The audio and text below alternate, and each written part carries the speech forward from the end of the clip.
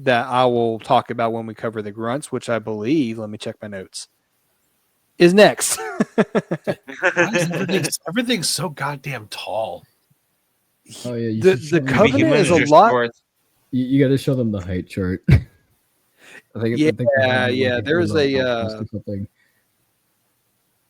Yeah, just like what Exo was talking. I can't. Where was it that they had that height chart? It was their like kind of convention thing, Halo Outpost Discovery, whatever the hell it was. I wish I went, but I didn't. They had like a big wall that showed the height difference of all the Covenant species. Well, I found a picture of it on Reddit. If you Google Halo height chart, you can. Yeah. At least I found a picture of a guy next. Yeah, he's in between a grunt and a Yanmei. Like we're taller than grunts, but grunts are still big as fuck. I say like like the tallest grunt is still like a normal sized human, like an average sized human. Like the tallest grunt here on the chart is the same height as me and Exo IRL. Yeah. Yes. That's so we are honestly fucking massive for fucking grunts. That's huge. Yeah. I was not expecting that height. Yep, that's massive for a grunt. They're typically more dwarf size, like 4.5 to 5 feet tallish. Yeah, but still, like when you actually think about it, that's still pretty big. And when you like take a look at this, like they're thick.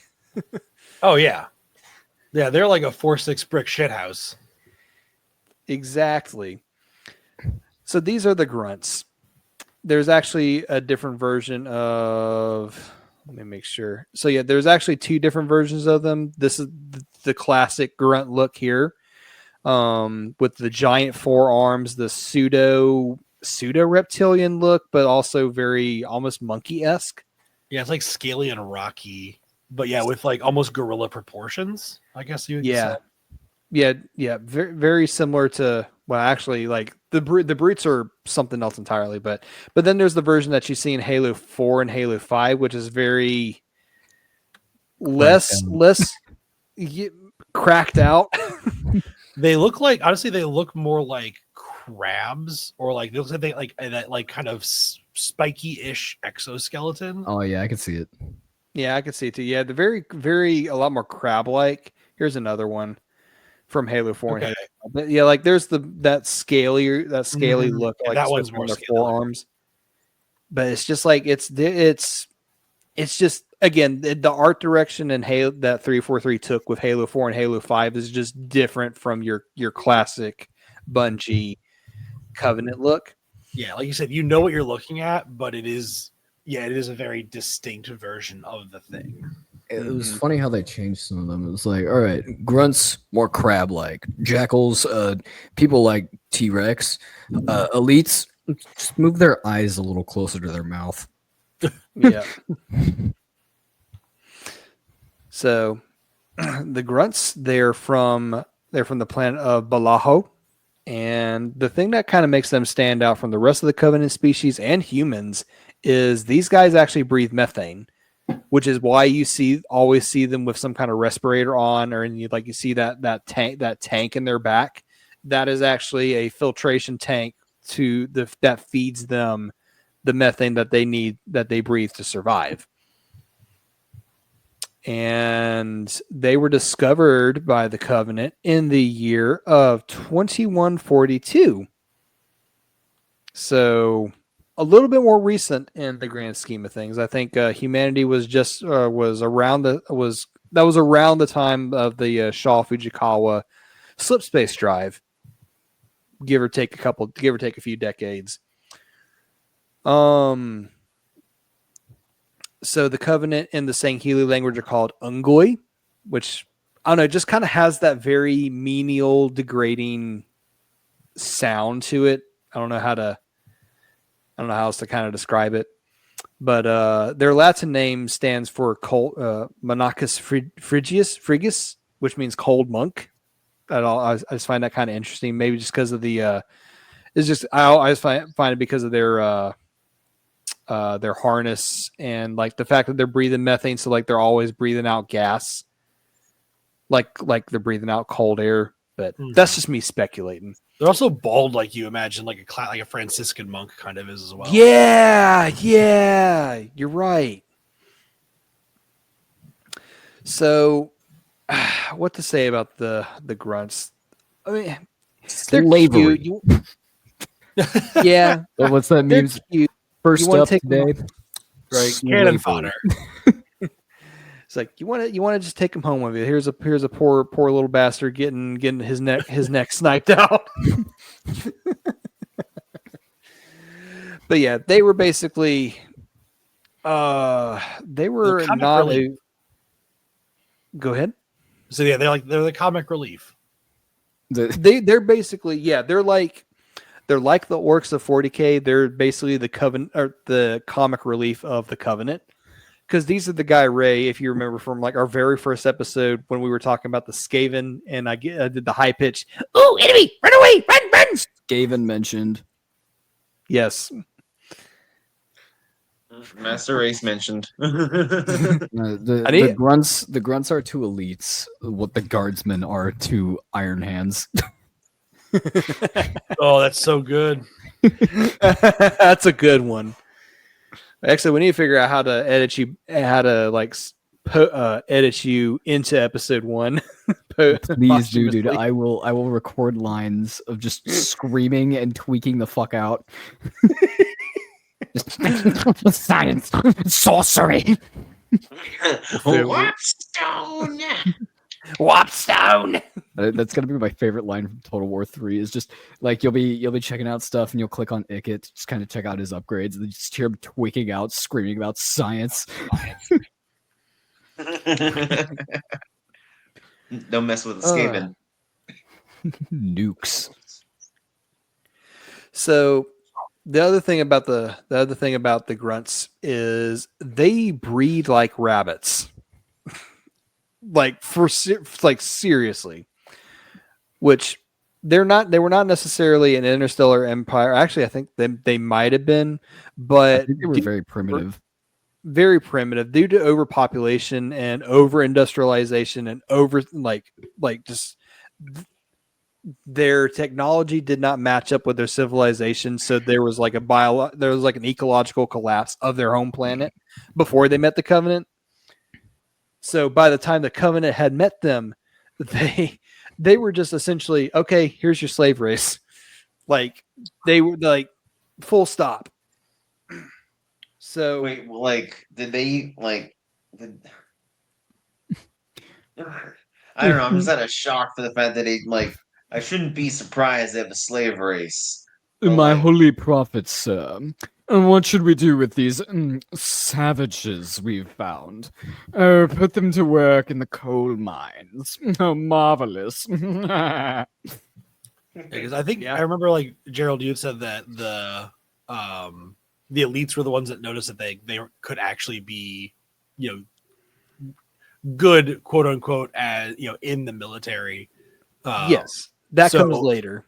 Yeah, but I mean, I imagine like you said, they're kind of the slave race for the Covenant because they see these, they see the species that really they can make them an offer and they really don't have a choice but to accept it because, like you said, they've just collapsed their entire planet's ecosystem. They're gonna die, so the Covenant come and be like, "Hey, you're just gonna do what we want you to, and we will let your species survive." Deal. I mean, that's not can you say no? Exactly. Yeah, they made them an offer they couldn't refuse. It's the Covenant. You can't say no. Like even if you say no, you can't say no. Yeah, humans didn't even get to say no. Yeah, the humans didn't. We didn't There's get a the reason question. for that. Yeah, we didn't even get the question, but there's a reason. There's a very specific reason for that. We'll get into it. But yeah. So they're basically just immediately inducted as the slave race. But the thing is, with them breeding like rabbits, they started requiring more and more space to habitate. And that started encroaching on the jackals' turf, so to speak. Like, because the Covenant have this, because as you can tell, the Covenant have this very strict caste system of you got the prophets and the elites at the top. Then you got basically everyone else below. you have the jackals and the grunts as like the lowest of the low. And so that's where that rivalry kind of goes. Like the higher ups really don't pay this any mind. They don't really care. But because of this grunt overpopulation, and that's going into basically the habitats that would be sectioned off for the jackals. Well, the jackals take offense to this for obvious reasons. So what the jackals decided to do was they go to like their food source, which grunts are very communal, and they have this thing called a food nipple, which is basically like a giant bottle, like a giant baby bottle, almost. Like this, like the water bottle in a hamster cage. Yes, exactly. And Fuck. so the jackals So demeaning. poison this food nipple, and kind of in a very similar way to the Krogan genophage. So for those that don't know about the Krogan genophage from Mass Effect, is the Krogan also bred like rabbits. The Krogan genophage made them all infertile, so they will stop breeding like rabbits. The grunts find out about this. They finally had enough. So they stage an uprising. So they stage uprisings all throughout High Charity, of all places, in the heart of their own holy city. When they start raiding weapons depots and whatnot, and they start actually fighting back. And like I had mentioned in the Elite episode, this was bad enough to where the Covenant needed to bring in an arbiter to quell this rebellion. So this is the event known as the Grunt Rebellion or the Ungoi Rebellion. Excuse me. And so this was the point, Fuzz, like you had mentioned, that the elites figure or realize these guys actually can fight somewhat. They're still going to be cannon fodder, but these guys can fight in our military as our cannon fodder. So that was where. What made the grunts stop in their rebellion was when the higher ups finally caught wind of what the heck was going on in High Charity. They basically told the grunts. They showed them a holovision of They showed them a holovision of their home planet. Is like, stop this rebellion now, or we're glassing the shit out of your home planet. Make your choice. So there wasn't much of a choice, was there? I think in the I don't know. terminals, it shows them just doing it anyways. Like, hey, you see this? You can stop this right now. It really sucks, doesn't it? You know, man, all those dead grunts, man, that's sad. So question if you know Gerald or Exo, when they joined the Covenant, were they able to bring back their planet's like viability as a place to live? Good question. Don't if they're threatening to glass my planet and it's already in like ecological collapse, I'd be like, yeah, fuck it, whatever. We already ruined it. What are you gonna do? Ruin it more? It's funny you mentioned that. Bluff, kid. It's funny you mentioned that because we're actually gonna talk about a very similar situation in the next species. Oh no. So this is the grunts, very basic things. They do have like somewhat of a ranking system as well, even though in the grand scheme of things, it doesn't really matter because no one's going to listen to a grunt. But to pay them lip service, and because they're cute and I want to take one home with me, you got your minor, orange armor, bright orange. You want to do what? Take them home. And what is this grunt called? Shut the fuck up, Exo.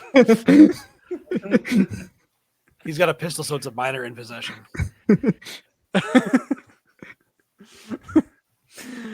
Okay. Orange armor, lowest of the low. This is just like, that's like your typical cannon fodder. Major, major, typically red armored. Halo Reach gives them like a slightly different backpack. Armor set. Fucking Exo, damn it. I'm sorry. I had to say.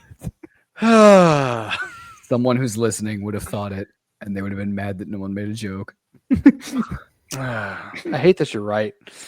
So red armor is the next step up. And then okay, the storm. This is a the basic version you see in Halo 4 and Halo 5, the storm version. The armor color is different, but that doesn't necessarily mean anything as far as ranks, which that's kind of neither here nor there. Starting in Halo 2, you got the heavy grunt, which sorry, that's the wrong version. The heavy grunt, which is green armor, and these guys almost always wield like really heavy weapons, like a plasma turret or a fuel rod cannon, that sort of thing.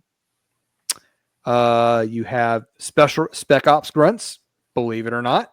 They wear jet black armor just like the elites do. Let me see here. Yep.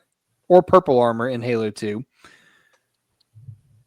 And then you have your ultras, which just like the elites, they wear that pearly white armor or silver or white armor, depending on the game. And then you have a deacon, which is it's not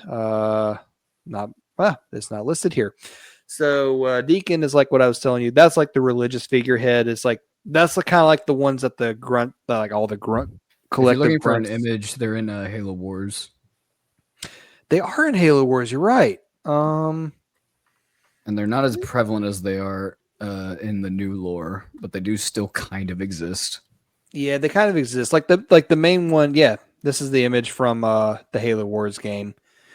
But yeah, like I said, the main one was his name was Yap Yap, I think. Grunts have a very simple naming system. It's just like single syllable, maybe two double syllable if you're important. Yeah, so there was a deacon called Yap Yap. He was the guy that was the friend with that with that engineer called Lighter Than Some, and he tried to go against his brute chieftain in a rage and got turned to paste by a gravity hammer. So wait, where does Yap Yap the Destroyer come from then? Yap Yap the Destroyer is I'm sorry. Yap Yap is Yap Yap the Destroyer. His the deacon from Contact Harvest that I'm talking about, his name is Dadab. Dadab. Yeah. We can't also forget the one grunt that was probably called out by name in one of the games. I don't remember which one. Flip Yap. They They don't have him listed? No. It was Flip Yap. Okay. I think it was like Halo 3 or something. There's a random line you can hear from a grunt where he goes, "No, Flip Yap." But yeah, simple names like Dadab, Pip Pap, Pipple, Yap Yap, like very simple, just basic names. Dude, when you're producing so many so fast, you're gonna just start going, all right, John, James, Pip, Nipple, Pip Pap, Basically. Jim Bob, Jim Bim, Jim, Jilly, Billy, Banana, Fanafo, Philly. So I started with Jim Bob. I'm getting that scene of like when Plankton meets his family from SpongeBob. Oh yeah, we're all your cousins. Okay, so that's the grunts, and now we're going to talk about the race that you either love or you love to hate, the brutes, also called the Jirul Hanai. Monkey. I don't like their infinite look. Their infinite look is okay. Not as bad as their reach look. Ugh. Halo 3 had the best look. Yeah, I definitely agree with that. So this is your typical girls brute. Are both beautiful. Not as beautiful as me. Let's be serious. Oh man. So yeah, this is like your typical brute. Very ape-like. Some people even say he almost looks like a rhinoceros, kind of like a. I wouldn't. How we talked about I in the wouldn't Cabal say a episode. rhino,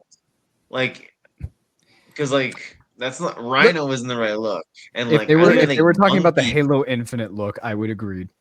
Yeah. Okay. Let me then- see if I can find the Halo. Bring us Infinite Craig. Craig. What Bring the forth fuck? Craig. Do you not know Hold about on, Craig? no. First. We got to see. We got to show Ray where they were at their best. So this is Tartarus. This guy here, right? Yeah. Yeah, That's pretty. Yeah, sweet. that's very gorilla looking right there. I Okay, agree with that. this is a brute chieftain from Halo Wars, also Oh very God, gorilla like. what the hell? That's wild. Yeah, Dude, yeah, strongest faction in the fucking game. they really are. Okay, that's also Tartarus. Halo 3. Let me see if they have. There's one. Yeah, you just looked at it right there. That's the Halo 3 version. I mean, Halo 3 is Yeah. pretty cool, but yeah, That's what it looks like that's how without they look in armor, Halo but 3. Yeah, Mhm. Halo I Halo kind of prefer the other one. Say 3, they also look like reptilian. Yeah, sort of. Halo 2 is like very. The developers kind of couldn't figure out what they wanted to do with the brutes, other than have like an answer to the elites, or have like a very brutish answer to the elites. Ha ha ha ha! Very funny. As like their rival faction, but they didn't really. There was a lot of stuff going on with the development of Halo 2 that a lot of the developers were kind of upset about because of like really bad working conditions and just like they were on such a huge time constraint that they were working like 80 hours a week or something, and just like they were barely able to get the stuff done that they wanted to. So that was why Halo 2 played out the way it did, and then they had to complete it with Halo 3 just because like all the stuff they couldn't do was what or they couldn't include went into Halo 3. So yeah, Halo 2 had a very troubled development from what I read. Okay, this is their version in Reach. Just like Reach looks what? monkey. I think it's the most monkey looking. Yeah, but I don't know. I don't know. Something about the Reach models just doesn't sit right with me, especially when you got something like this. That Or actually, I might say that might be the best look. That looks very like baboon in the face with like the longer snout and those fangs. Like Mhm. I'm not the biggest fan of this design, honestly. But what do you think of when you hear brute? Like that encapsulates Honestly, I the think of the name very so first well. one. The first one you guys showed me, I think actually was the most like what I think of when I think of Shih brute. Tzu gorilla. very like Wookiee adjacent, like gorilla. Very Yeah. Wookiee adjacent. Wookiee Yeah. adjacent is the exact word I would use. Yeah, That's fair. this is their version in the Halo 2 Anniversary Edition. Their Okay. original Halo 2 version is, let me scroll down to it. That's what they look like in Halo, like the very first rendition of Halo 2. Like And very then clearly defined like furry patches. Yeah. So, I mean, you could still make the Wookiee adjacent argument with this version as well. And then let me see here. Their armor looks the best in Halo 3.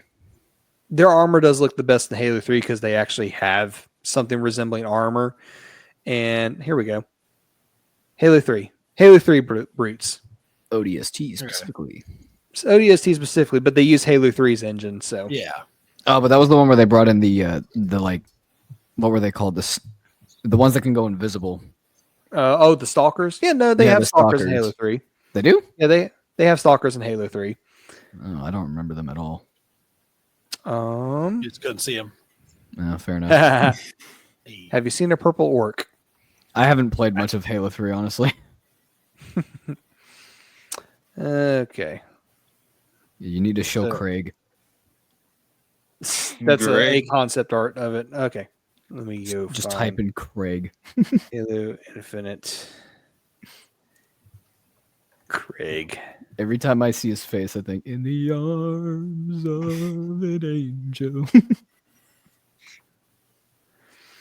In your arms of Oh my God. don't worry. You just prepare yourself. Prepare yourself. Boom. Craig. Oh God, what the fuck is that? That looks. What Behold, the fuck Craig. is that? That is their Halo. I- That is their Halo Infinite model. I'm not That sure looks how to like a feel piece about of it. shit. Like it looks like shit with eyes and a nose. He's just It's a little Craig. cute dude. That's so fucking weird. Can't Like, that dick doesn't, like- Craig.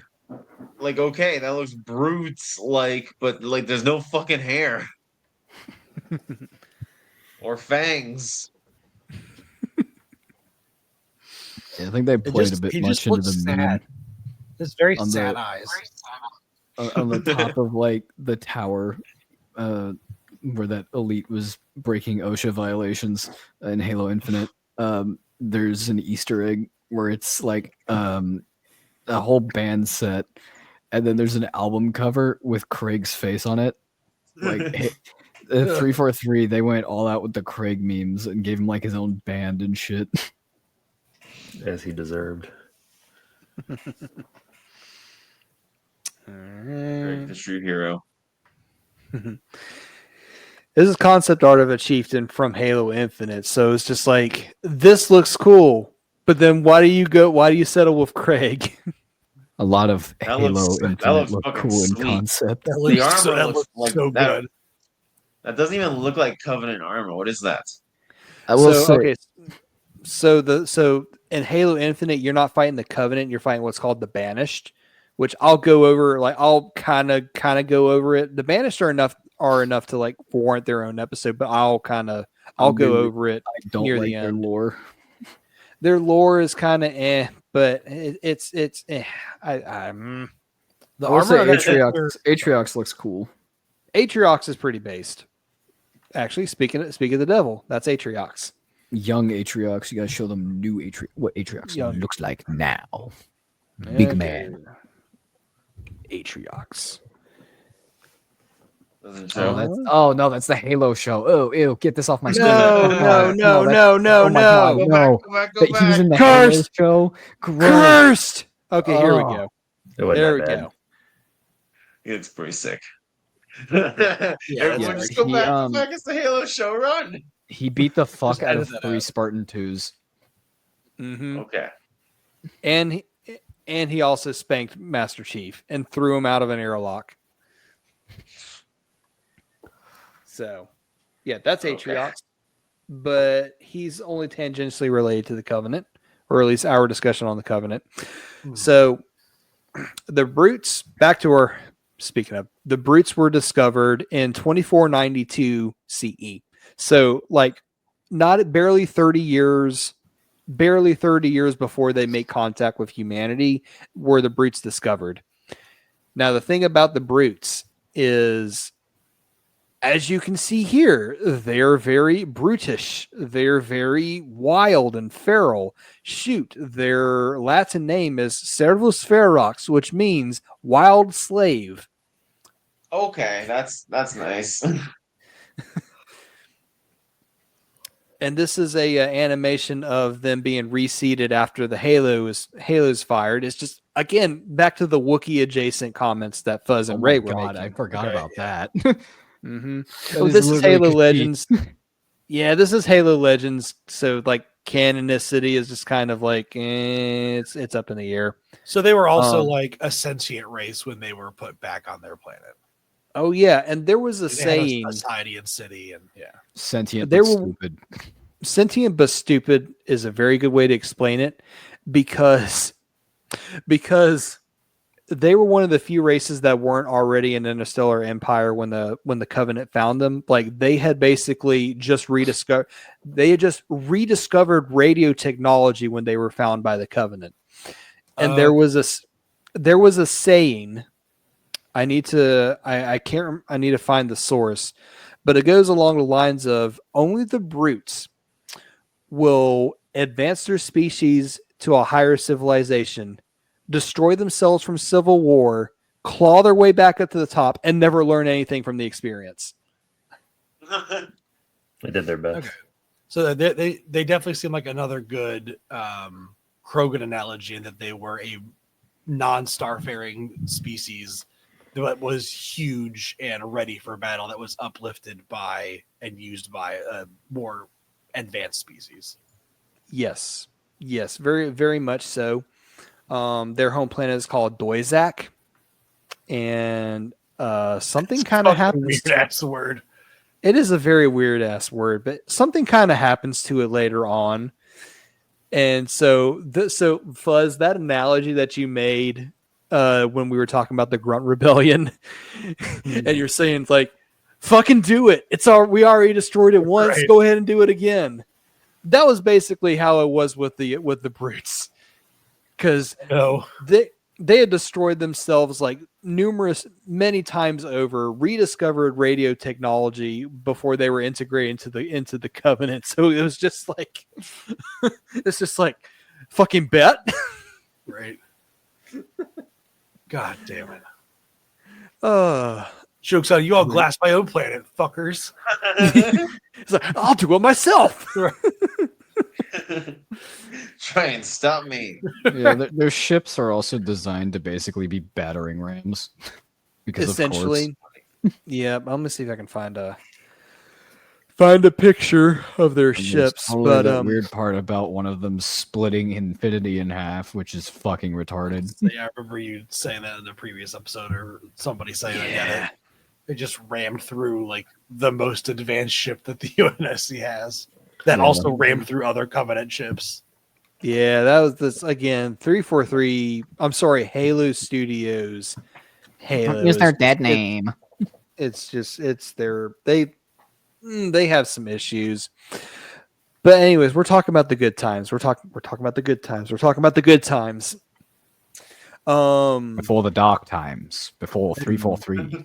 Say it sounds like for you guys, like the good times is roughly what, like anything before Halo 5? I will give Halo 4 credit. They did some things that I genuinely liked, like Cortana. Just Chief and Cortana in general. Like people Just- are complaining. People were complaining a lot about like, Oh, you Halo fans, you don't like seeing an emotional and more talkative version of Chief in the Halo show. You don't like character development or whatever. it's like no, we got that in Halo 4, and they did it perfectly. They So did Halo it 4 was the infinitely last one I better. played, and I remember enjoying it a lot. But I was also I played a lot of it when I had broken my ankle and was on pain meds, and it was great. It does have its And it was flaws. great. It was It great. does have its flaws. Like, why the fuck does the mammoth need a target designator? And that whole mission is pointless. But it's still a good game. I Yeah, think the story works.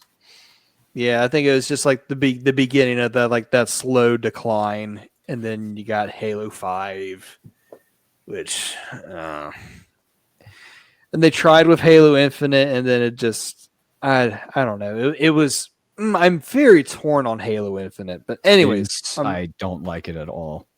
yeah, I'm very torn on it. Anyways, so brutes, they were discovered by the Covenant. They quickly quote unquote ascended the ranks because they do have a level of intelligence about them. They're very good warriors. They are very good military leaders on a similar level to the elites. Now, granted, I am biased as fuck. I'm always going to side with the elites on this, but brutes are sort of capable leaders too. So that became a point of contention, especially with the elites, that the brutes were the newest species to join the Covenant, and yet they're getting like this level of attention that's just completely unheard of. Like when you compare to like when they found the hunters, the drones, the jackals, the grunts, like, and it also helps that that brutes are let me see here, 9 foot tall, 1,500 pound bear, gorilla, pseudo rhinoceros. Friends. Sorry, yeah, Friends. Friendship. friendship. Wow. They're so fucking good at hugs. They're The so best. good at hugs. Hey, Toasty. Here comes another brew. Can you give that one a hug too? Big hugs. I love hugs. That'll keep him occupied. Anyways,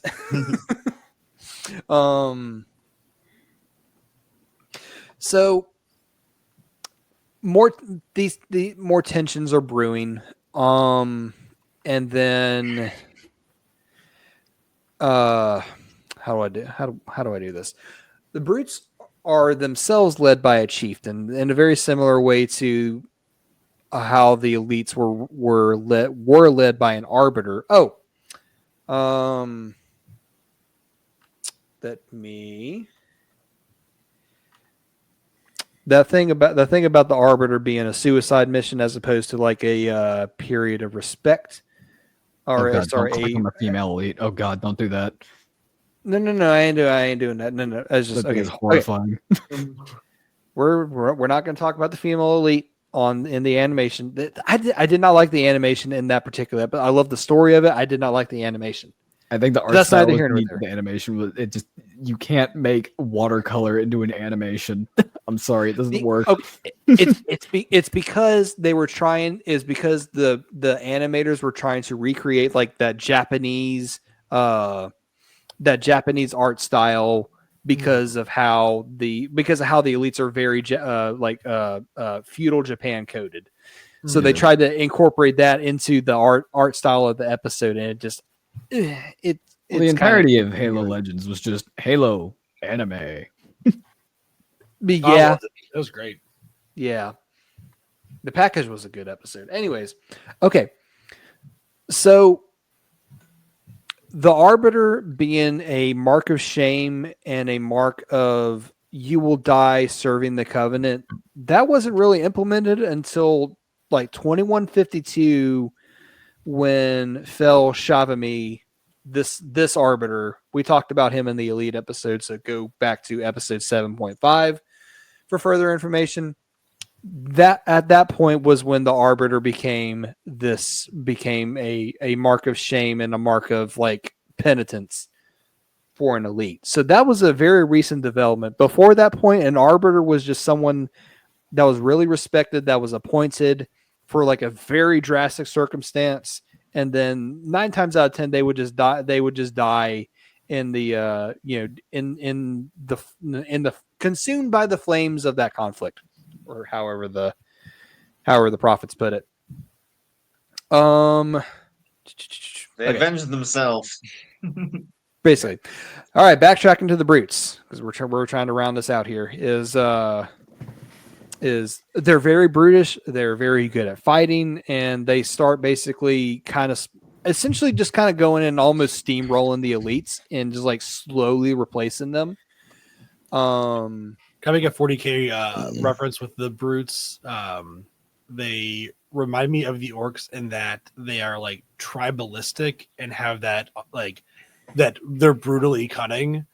Like so, Yes. obviously, like the prophets want to use them to lessen the elites' power base, but I think the brutes are also like they're tribalistic. They understand the basic idea of me want have better rank and can use that to their own advantage, like use the prophets dislike of the elites to their own advantage to gain that rank as well. So it's kind of like mutually using each other.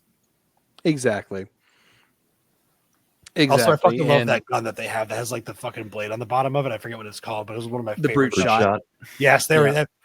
You mean Yes. the so grip fucking shot? good. It was so good. I loved it so much. So the funny thing about brute weapons in comparison to just general other covenant weapons, all covenant weapons is like some version of plasma or energy based weaponry. Brute weapons, some incorporate the plasma energy, but the vast majority of the time they use like kinetic energy, just like ballistic kinetic energy like humans do, but it always involves spikes. So blades and spikes. a rebar gun. So like a brute spiker, I'll pull one up. Just to stupid. Come on, just to drive the point home. This is a brute spiker. 2 blades on the bottom for slicing, Okay. and then the gun, and then like the muzzle itself shoots out. I kid you not, rebar sized, red hot spikes. Runs that with the drive them- crossbow from Half-Life that shoots like the red hot rebar at you. Yes. Oh man. Yeah, that's brute weapons. And then the brutes have a shotgun variant called the Mauler. I'm remembering my love for brute weaponry so much. And it's basically just like a souped up human shotgun, essentially. but it's built like a freaking revolver. Oh, it's beautiful. Oh man. So here. I love good weapon design.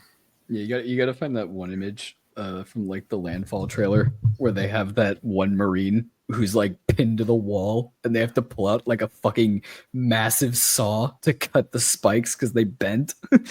Yeah, because the freaking spikes are like a foot long, like anywhere from like 9 to 12 inches long, and they are super heated too. So And this is a and like picture an of a, inch and a half wide, I think. and like, yeah, like an inch and a half wide. These things are just yes. So this is a picture of a brute Needlessly. shot. Yeah. So this is a brute shot. What Fuzz was talking about. It is essentially a grenade launcher with a giant ass blade for melee It's purposes. the fucking Klingon bullshit right there, and I love it. Yes. And then, of course, you can't talk about brute weapons without the creme de la creme, the gravity hammer. Whoops. Big monkey, big hammer. I unga, therefore I bunga. The gravity hammer. One of the best Not gonna lie, weapons in the like- game. Just, I love me a good big hammer. Like, I don't care what game it is. I don't care if it's fantasy or sci-fi or whatever. I give love me the a- look of Tartarus's hammer the most. So, okay, so this is a typical gravity hammer that you'll find on most brute chieftains. Tartarus, if you remember this bitch from Halo 2, has a modified gravity hammer. It is called the Fist of Rookt. It is an ancestral weapon that is basically is passed down from chieftain to chieftain. So, And this if bitch you are the ass lost it on a Halo ring. and this bitch has lost it on a Halo ring. Oh, So, sucks to suck, I guess. Gerald, you're gonna go Skills into you- weaponry like more later, or like if I have weaponry questions, should I ask them now? You can ask whatever weaponry questions you want, but we'll probably I will do a deep dive onto like weapons like later because there's just so much to talk There's a about later with Halo episode. weaponry. Yeah, it deserves Okay. its own episode, honestly. So more So- Halo content. Well, I guess so. With the gravity hammer, is it function like the end of the hammer, like the hammerhead hits you with like repulsor technology, and that's where like the gravity aspect comes into it? Probably. Yes, and then you see the other side has a bladed attachment because again, Of course. brutes love their Klingon bullshit. I love that the scene from ODST when they're fighting a chieftain, and like he smacks Romeo away. Romeo hits like a pillar or something, and then the chieftain walks up to him. You see him take one look at Romeo, one look at the hammer, and then he flips the hammer to the bladed end and smacks Romeo right in the chest with it. Oh no. So the brute homeworld did it also have Forerunner technology that they found and used, or did the brutes in one of their technological ages get to anti-grav technology to be able to make these repulsor hammers and then kill beat themselves back into the dark ages? If you know. I don't think it really mentioned it. Okay, this I'm just reading this straight from the wiki. Sure. While commonly regarded as a savage species, Jiralhanae proved intelligent enough to achieve Tier 4 status, which in Halo terms, there are 7 tiers of technological achievement. course there's Haha, 7 tiers. another 7 Bungie reference. However, their warlike nature inevitably led them into conflict, and eventually the various Jiralhanae master packs belonging to either of their main societies, fell into massive war known as the first immolation. Oh, Holy no. shit, that goes hard. So good. That sounds fucking cool. This mechanized war of attrition lasted a decade and eventually led to the use of nuclear weapons that devastated Doizak. The first immolation and the nuclear holocaust that followed nearly led to species self-extinction that caused the collapse of Jiralhanae society. By 2492, the species had just rediscovered the radio and rocketry. Monkeys know how to fight, bro. Reject civilization and return to monkey. Uh, Sorry, I'm going to look up tier 4 just because I'm curious what that means as far as like a technological level. yeah. We'll go ahead and pull it up. So I think it goes from like 7 is the lowest, and then 1 is the highest. If I'm not mistaken. Okay. Yeah. Okay. Tier 7, pre-industrial. Tier 6 is industrial. Tier 5, atomic age. Tier 4, space age. Okay. Tier 3 is spacefaring. Tier 2 is interstellar. Tier 1, world builder. And there's actually a tier 0, which is transcendent, which that would be your precursors, essentially. And obviously, like for those listeners that are into this kind of stuff IRL, this is actually based off of the Kardashev scale, if you know what that is, which is very similar. Yeah, so it's a very similar age, but it kind of goes in reverse. So like we currently are at a type 0 civilization, all like 0.75 technically. A type 1 civilization is you can control all the natural resources on your entire planet efficiently. Tier 2, I think, is if you control all the resources in your solar system, or you control the energy output of your entire solar system. That's what it is. Okay. And then it just goes up from there. So that's the Kardashev scale in like a small nutshell. But so they got to functionally like our current level of technology because we would be probably considered a space age since we can, we have spacefaring craft. Yes. So just about everyone that the Covenant met, except for the brutes, were already tier 4, maybe venturing type 5 or tier 3. In terms of technology. So Bungie said, we like that scale. Let's do it backwards. And make sure it goes to 7. Ha ha ha ha. Funny number. Yeah. So Funny number, make brain happy. Someone at Bungie had to be religious for that sort of thing. With all like the 7s and the religious symbology. Brutes, they have their own ranking system, but it varies wildly from game to game. Brute minor, just typical, very typical, very rudimentary armor plating. You got your shoulder pads and the helmet. There you go. Captains, they got the nice little flag. Okay, so from Halo 2 to Halo 3, they actually changed up the ranking system quite a bit. And that was a little bit of a detractor from the brutes. Granted, Halo 3 brutes are probably the best version you're going to get, but the developers kind of overdid it with their ranking system because they gave all the brutes power armor, and then they do the color-based ranking system like they did with the elites. But they kind of went overboard because there's like 5 different shades of blue that you go through, and then like 2 different types of red armor, like one black armor. It's just they kind of went all over the place. They simplified it a little bit when you got the Halo Reach, and then they simplified it even more come Halo Infinite. That's different concepts. Hold on, let me pull up. Bro, what the fuck? That one had a dumper. Let's see here. Okay, that is actually not an actual model in the game, but there's an armor type with that kind of look to it. Okay, like the wings on the helmet, sort of. Yeah. Okay. Here we go. This is some of the Halo 3 brutes right here, but you can tell like a difference in like, the higher ranked ones have better and like more heavily armored or whatnot. This is a brute chieftain, the golden guy with the hammer. So the reason I kept on making the rhinoceros comparison with the brutes is because specifically because the chieftains have like that headdress that has like that almost rhinoceros horn on it. That's where the rhinoceros that's where the rhino comparison gets made sometimes, even though like as a species, they're definitely like a cross between like a bear and a gorilla or cracked out gorilla.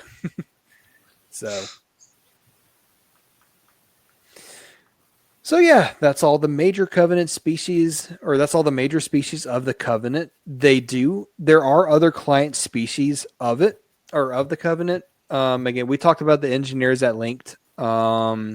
They do have another species called the Yonhet, which we're just going to give them lip service. They're kind of, I don't know how to describe this, so y'all are free to kind of describe this for our listeners. Voldemort. A little bit. Squid Voldemort. Oh my god, this is gonna date me a little bit, but they remind me of one of the species from fucking Babylon 5. Oh my god. I haven't heard that name in a I haven't heard that name in a long time. Yeah, that's a name I hadn't heard in a while. The like bald head with the spots on top of it. Fuck, god damn, it's gonna bother me. Yeah. Anyway, ignore me. So there's not much to these guys. They're part of what you call the Covenant Fringe, which they're client species, but not necessarily ones that fight in the military that you see in the Halo games. So it's just another species that is serve as a client race. There is one called the Desreme. I'm not sure I'm saying that right. They're kind of cool looking. It actually makes me think of the Fallen, to be honest. Yeah, I can see that. It very much makes me think of the Fallen. Their From head this. shape fucking kind of shark. looks like they look very aquatic. It looked like It's got gills. what's it called? Oh, it does have like a manta ray. Yeah. Hmm. And like the fins on their forearms. Oh, okay. The Dazrim or Dazrame, colloquial nickname sirens, are a fish-like species native to the ocean world of Reme. So there we go. So, yeah, very interesting.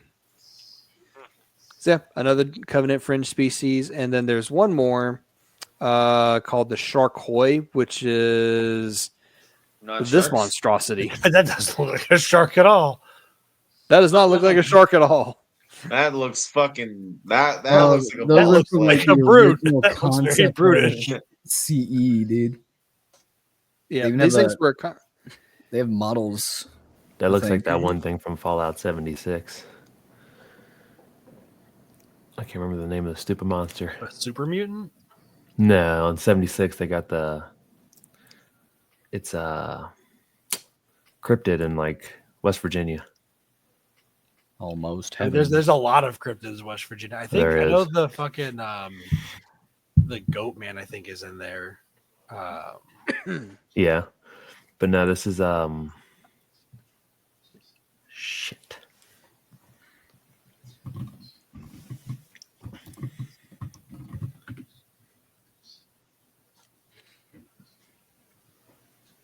I ran into it once when I was playing, and I barely played that game. All I remember is hunting Wendigos. No, yeah, I did play that. Wendigos.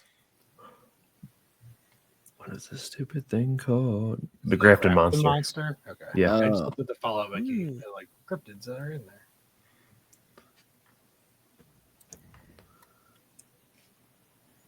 What was it called? Grafton Monster? Yeah, it but does- type it does in look Fallout kind of like- 76 to make sure you get the one I'm talking about, because I think the actual one doesn't Oh, look that's it anything right like that. Yeah, it's just very similar. Oh, yeah.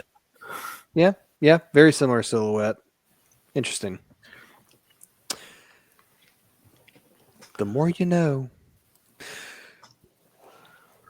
All right. So that's all the species of the covenant, with a very basic history of how things go. If you want to know more about the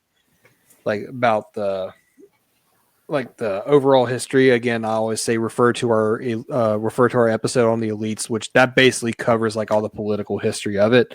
But to summarize for our dear listeners, the high prophets, or the current prophets during the time of the games, are truth, mercy, and regret. Oh, back to our discussion on the prophets. The funny thing about them is their naming convention is they'll take the title of prophet of X or a prophet of whatever concept. But the thing is, their title is always the opposite of how they act. So, case in point, the prophet of truth, the guy in the red in the center, he is a consummate liar. He is constantly propagandizing and then just twisting the stories and the truth in any way that helps him seize power. And yet he's called the prophet of truth. The guy on the right is called the prophet of mercy. You can say that he is extremely merciless when it comes to exterminating humanity, because he along with these two discovered humanity having a connection to the Forerunners, which then makes them realize, oh shit, our entire religion is based off of a lie. We need to exterminate humanity to keep this truth buried. And then the prophet of mercy gets the prophet of mercy dies by having a flood spore basically ripping out his throat. Truth just stands there, looks at him. Tartarus is about to kill the flood spore, but then Truth just goes, no, the great journey waits for no one, not even you, and then just walks off. And then the prophet of regret is the youngest of the three, and he hangs out with elites a lot more. So he's adopted like their more militaristic attitude, their aggression or whatnot. But he actually led an invasion of Earth, because by the time of Halo 2, the Covenant had discovered Earth completely by accident, because they were looking for Forerunner artifacts. But there were a shit ton of Forerunner artifacts on Earth. Whoops. Oh, the specific reason was they found a map or something to the Ark, and they're like, "Oh, well, how the fuck do we get there?" And they're like, there's this portal on this random planet named Erdate or whatever the fuck." So like, let's go there. And then they pulled up, and humans, they're like, "Oh shit, this is the human home world. Holy shit." Yeah. It was other planets that they were using that fucking thing where they pulled up, and they're like, "Wow, there's Forerunner relics everywhere." The Forerunner relics were humans. Mm-hmm. So, again, they discovered Earth completely by accident, but it was a bonus to them because they were trying to hunt down humanity anyways. So, as a Master Chief, you kill the Prophet of Regret in Halo 2, and of course, he died not regretting a single action of his. So, again, the prophets are very ironic to their actual name. So imagine the prophet of regret dying, be like, I'd fucking do it again too. Now I'm just imagining that goofy gif. I'll fucking do it again. It reads regret, regret, regret. Know what it means? Dear humanity.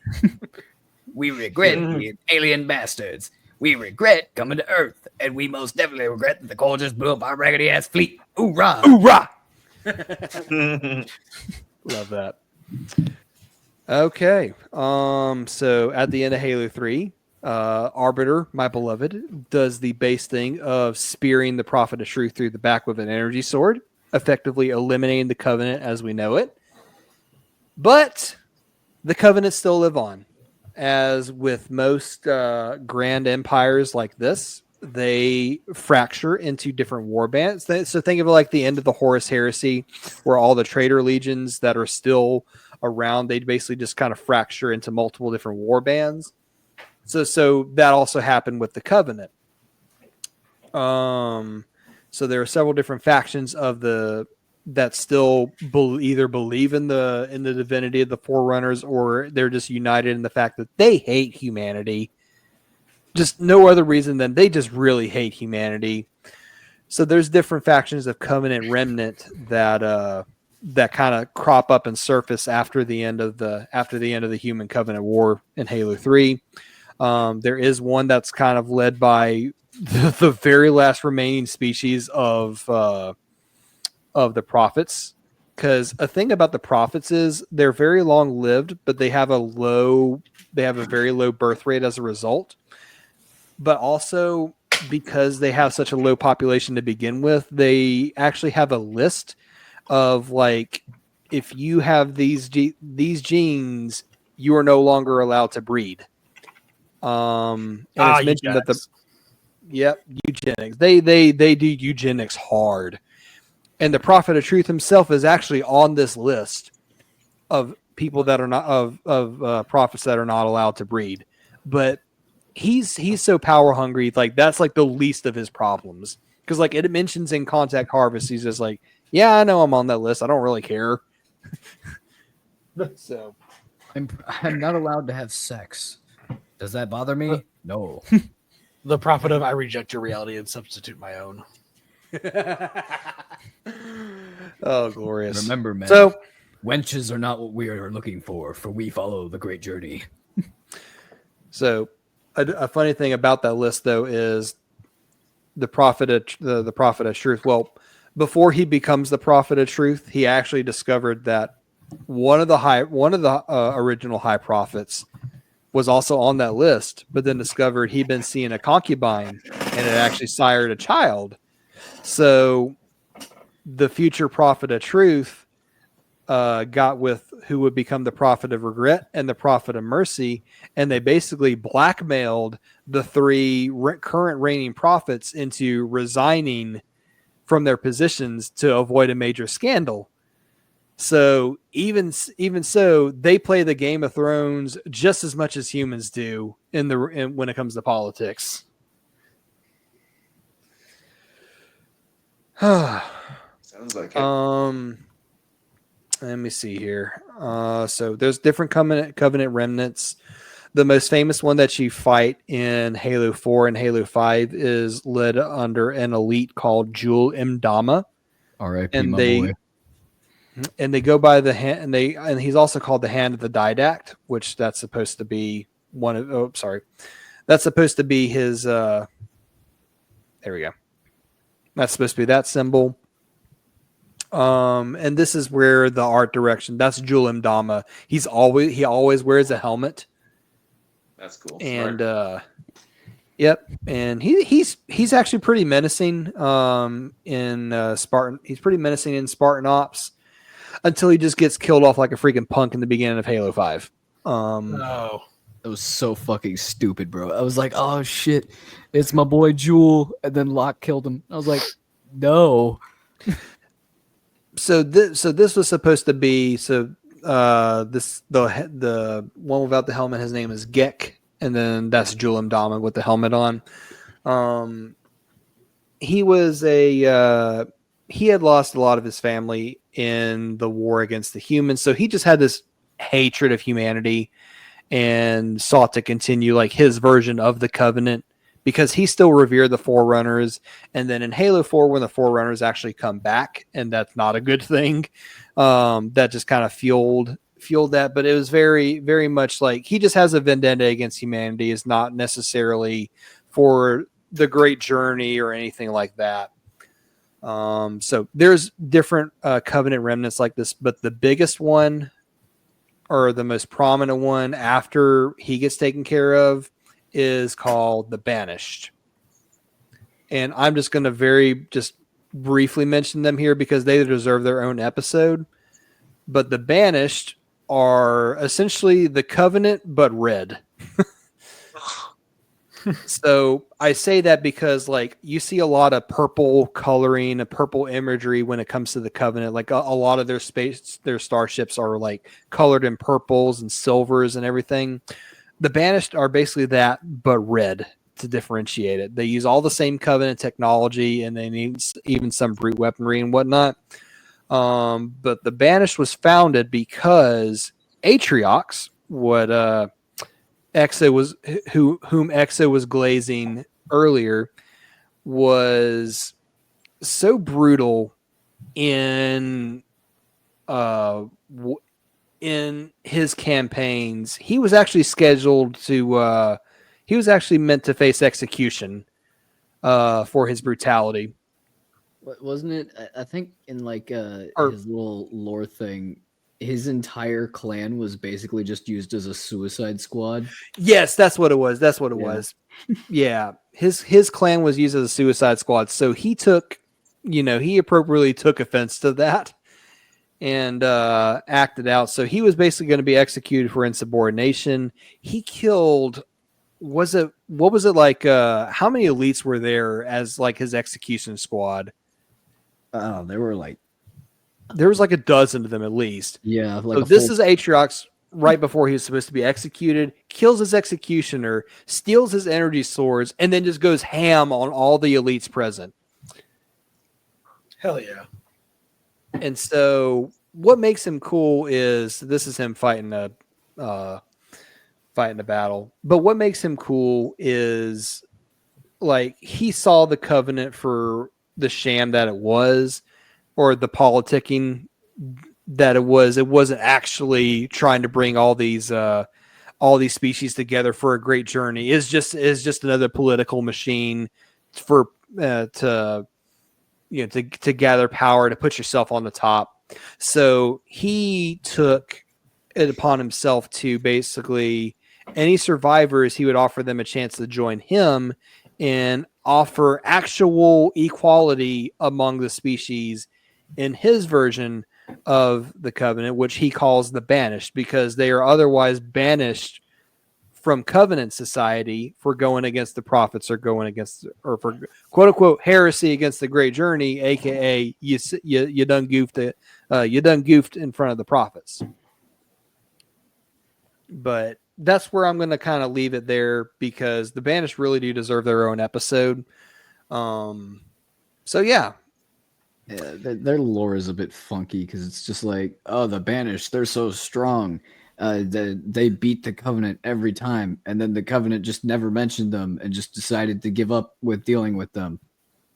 Yeah, the thing about that was like it was said in Halo Wars 2. I do remember this is during the war against the Covenant almost got humanity, but when they were fighting the banished at the same time, mind you, the Covenant did not even get close to destroying the banished. Yeah, That was the line.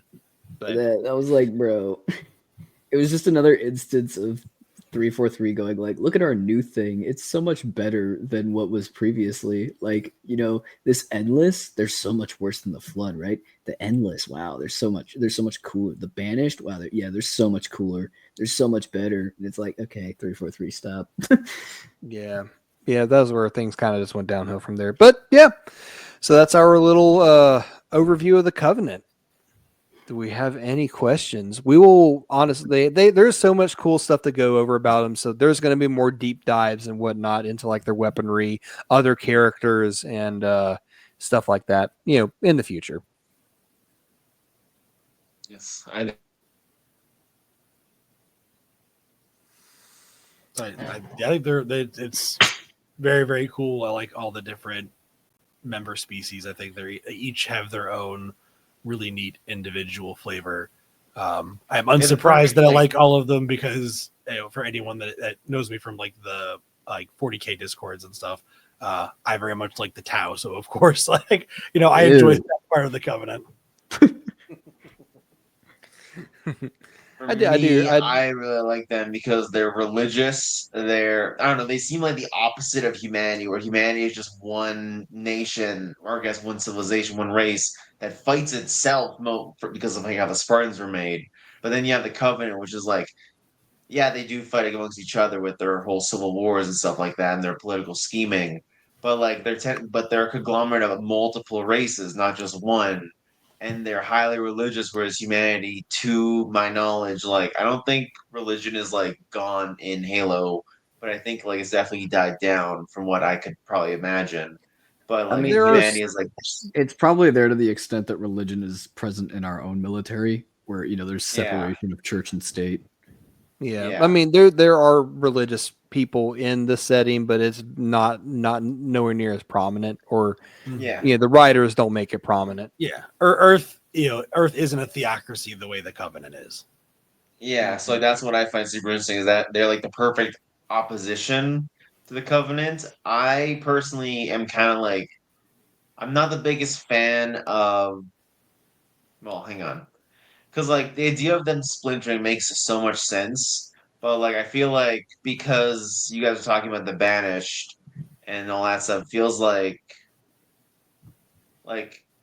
could should if you guys were given the chance to like progress the story, like either have the story we have now or like progress with like let's say do another one where they focus on another fraction of the covenant, would you guys be okay with that, or would you guys prefer they just like stop that storyline altogether, like leave the covenant fracturing like where it is? I would just have them restart from Halo 4, if I'm gonna be honest. The Banished are Restart, yeah. cool, but they need different lore. You can't have Yeah. them super powerful and then never mentioned like in yeah, I get it. It's a later game. Obviously, they weren't mentioned earlier, but like that's the issue is there's such a big problem but they're never mentioned. Mm-hmm. Is there no like explanation as to why like oh this thing happened so they had to stay occupied in this area of the galaxy, or like they're really strong but the Covenant could keep them in check, but they couldn't fight a war on two fronts with the Banished and with humanity, and so like now that the Covenant's gone, the Banished are unchecked or anything like that.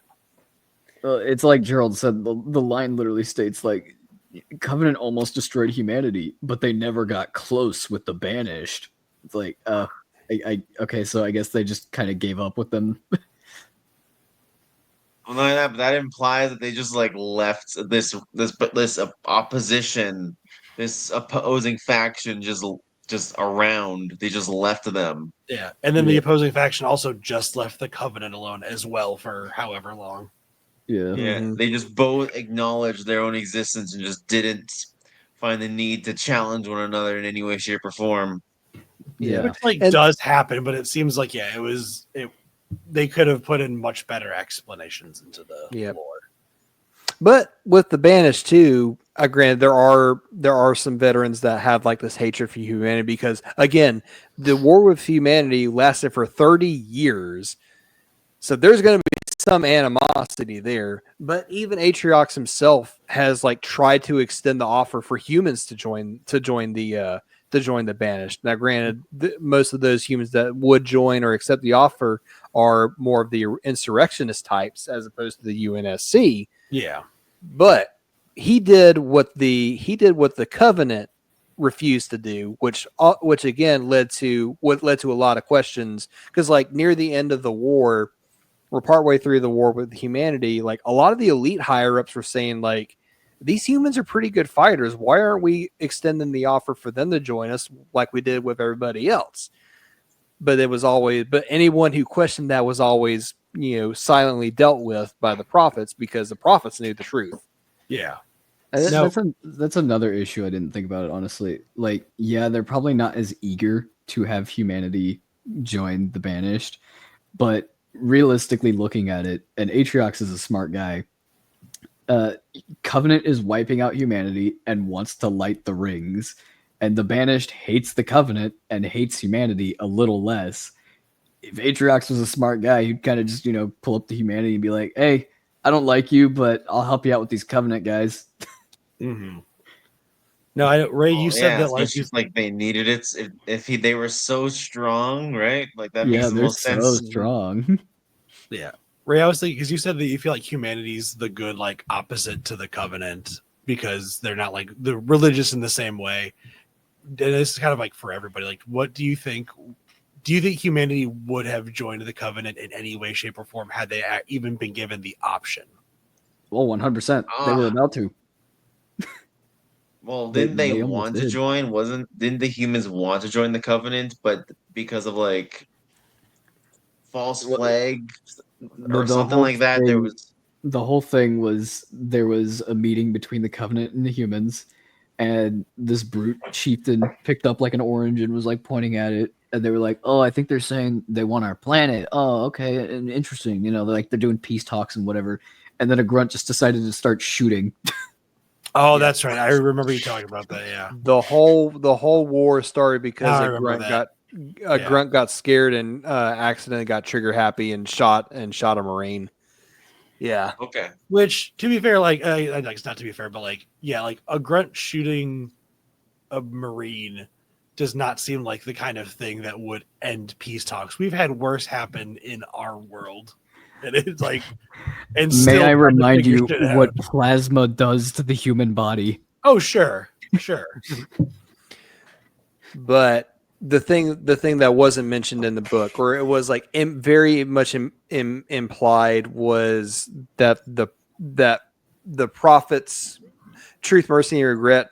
This was going on the same time that they were blackmailing the current reigning high prophets, and then they got into office when they learned the truth about humans. So it was implied that they gave the brute chieftain like a secret order to basically make sure that negotiations don't end well anyways. So it was stacked against humanity anyways. I guess it would make sense because if I was that chieftain and my grunt just started shooting people while I'm in peace talks, I wouldn't start killing the people I'm in peace talks with. I would kill that grunt specifically. Yeah, you could crush that But grunt's head. he actually did go back and kill that grunt anyway. So Okay. Hey, fair enough. Poor little guy.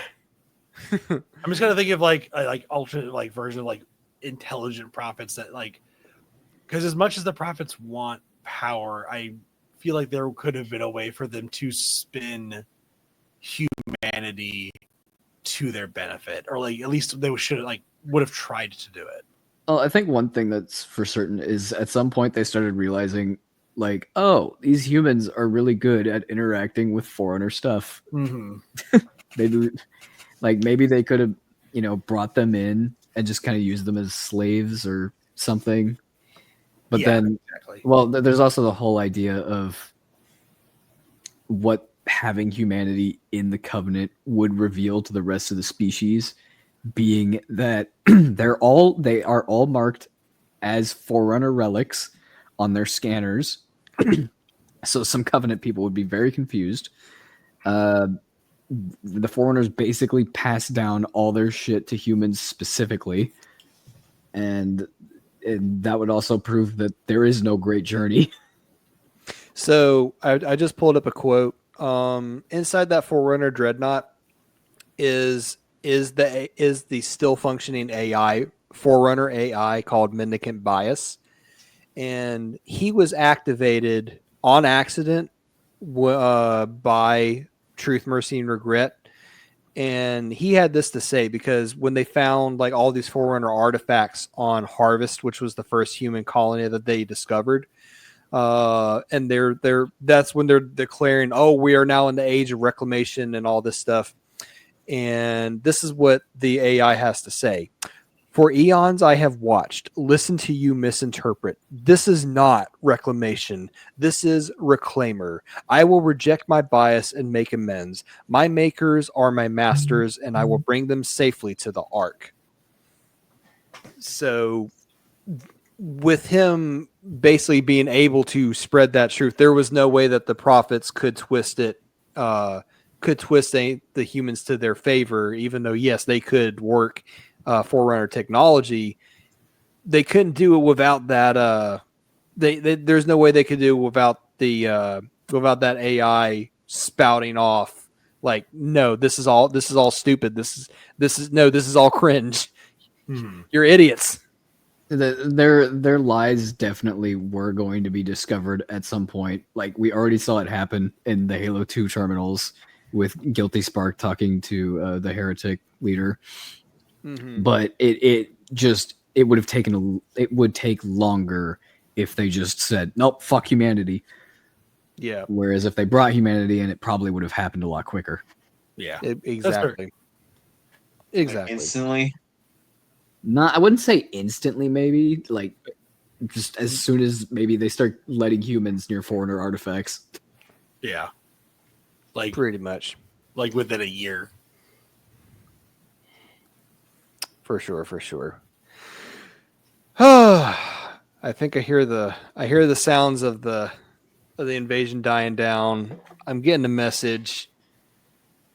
Oh, thank goodness. The actual arbiter that I tried to contact is coming in. Well, I should go pay my tab then. Oh, I thought. Don't worry about your tab, Fuzz. This one's on the house. Thank you for coming by. I thought it was because I just bought a shitload of Clan Pestilence guys. They've just been dying a lot, but you know, Skaven getting ignored in our W's once again. If there's ever room in the Reach feeling town for me Skaven again, dead. let me know. Small Skaven victory. Well, Oh. it's Pestilence Skaven, so it's okay. What did you say, Fuzz? I said, if you ever have room in the tavern again, let me know, and hopefully there'll be less surprise attacks next time. My brother in Rock and Stone, the tavern is always open to you, good sir. Tavern's Just also don't always run under away. attack. Yeah, be it Skaven, Covenant, Cabal. Excuse me, we have never once okay, not okay. That thing with my Episode 7th one. command, Episode 1. that was not me. I promise you, I had no paw in that whatsoever. Absolutely did not. That wasn't me. That was a good claw, clearly. Yep. Yeah. The See, I'm the good Skaven. The Skaven have never once attacked. It was 5 times. Oh my god. Oh man. All right. Well, let's go ahead and thank our patrons and get ready for the cleanup. So, before that, do we have any announcements we want to make? I have a minor announcement, kind of. Go for it. I've been talking with Gerald, just kind of BSing. We usually do D&D on the Patreon for anyone who's interested. That's always fun to take part in. But I was also gonna say, because like I like world building and I love Warhammer, both fantasy and 40K, and like because of Trench Crusade going on, I actually wanted to make my own version of basically a war game, a fantasy themed war game. I'm throwing some stuff at Gerald in terms of lore and like gameplay rules, but he thinks it sounds pretty cool. So like that's I trust Gerald with like everything, including like finances and partial ownership of the tavern. So like fucking if he thinks it's cool, I'm fine with it as well. Probably gonna post something on Patreon eventually about it. So like if anyone's interested in that, feel free. I might post some stuff to Discord if anyone cares. I don't know. I know some people react to it, which is always fun. Hi Astro. So yes. Otherwise, because we'll be on Patreon, it's probably only gonna be available to people who access the Patreon at first. So like just be aware of that. If you guys want to like heads up on that, maybe like subscribe to the Patreon. We'll get some more shout outs for that in a couple seconds. Just let me finish talking. Um but yeah, so we'll see how that goes. I'll let you guys know what's going on. And yeah. I don't know if there's any other feel like there's one more that we're missing, but I can't think of it off the top of my head. Ask me again after we do the shoutouts. By the way, here is your scroll of our lovely patrons to the Patreon and to the tavern. Oh boy, this scroll keeps getting bigger and bigger. I'm enjoying this. So we Well, have. title you got to Mark's name. Oh Lord. Yeah, most of it's Mark. Most of it is all of Mark's titles. So we have the Honorable Grail Knight, Sir Flub de Montfort, the Imperial Kind of Dwarven racist. Knight, the Imperial Dwarven Knight Astronautical, the Trickster Noble of Zinch Warper, the Noble Power Lifter of Nurgle, Big Joe G, the Noble Island Pirate Dwarf King Admiral Old Terror Warlord Exodite Replacer Cetra Lover the Knight Smoker the Elven Pipeweed Electro Priest Boatmaster the Primarch Founder of James Complaints Boatmaster part man part fish Fan of the Atomic Bung El Marquino Chicken Farmer Secret God Emperor Dad Hammer Storyteller Lover the Farmer's Wife Man of the Machete Aaron B&B Host Creep Fanboy Curdlet Hunter Magic Deck Builder Arbites Fanboy the Magnanimous Fisherman of Panama Lorehammer Host Steel Legion Shill Listener Lore Host Pillow Talker Mark and B Host Painter of the Knights the Eternal Follower Slanesh the Collector of Dwarves of Erebor, the Enshrouded, He Who Reads the Lore, the Canadian Panamanian, aka Trevor Buzak, and Father Mark from Lorehammer. You should like One of these days, Mark needs to be on. I'm gonna do a Nagash episode, and then I'm gonna read off all of his titles, and then it's gonna be a fucking 1v1 of if Mark is actually Cetra reincarnated. Wait. Even better. Epic rap battles of history. Cetra versus Mark from Lorehammer. Begin! You should hire They an both have very auctioneer. strong opinions. You get to hire like an auctioneer to read the voice lines, and then you just use that every now and then. Like Mark Warhammer. In editing, I have to basically speed up my recording just so I can get through the list of titles in They like a have to reasonable continue time. where they left off on the previous one and continue and they basically have to like trade the auctioneer. Hey, they're good at what they do. Okay. The noble scryer Skaven Exo Flack is it Exo or Echo? It's whatever you want it to be. We Okay, go with just- Echo. Whatever you want, baby. What do you want, baby? And Echo Skaven Flaklaw. Always, as always, please join the Lawhammer Grimlaw and Lawhammer. And when you join Grimlaw, please join the Skaven. We need more people. Don't join the elves. I'm too cool for you guys. Maybe join the. If you join the elves, you will be immediately labeled as lame. No, you'll get picked on by Astro because he's a true dwarven Shad. Repub if hate elves. Fuck, the Yes. amount of times I see that pisses me off. This is why I don't talk to you guys. You know, actually, if you like elves, that's another incentive to join the Skaven because we're also assholes and we have pointy ears. Okay. All right. Well, let's finish this out so we can all go home and relax. All right. Wizard Noble Zinch, Magnus the Rad, the Druki Pirate King Dungledew Scalecock, the Noble Priestess Slanesh Zane Leopard, the Croxagore Knight of Corn Toasty. Toasty, you can stop eating that brute. It's okay. He's dead now. It's Well, I hope delicious. he's eating him when he's dead. That'd be really awkward if he was alive when he was doing it. I'm gonna take a couple live ones with me too. Hey, leave a few for my slaves. No. Anyways, the freeloading Beastman Knight Zeverdrix, the Dwarf Knight of Sanguinius, and our newest patron, the Blacksmith Knight Fuzz. Welcome. Hey, dwarf for the dwarf god. Dwarf god, fucking. Good man. God, Good too man. nice to you people. Okay. I have no intentions of rebuilding this tavern right now. I'm going to go pass out drunk. Have a good night, everybody. Put my many clan rats Night, to night. work. Oh dear God, I don't want to know what you're doing with the clan rats. Rebuilding your tavern.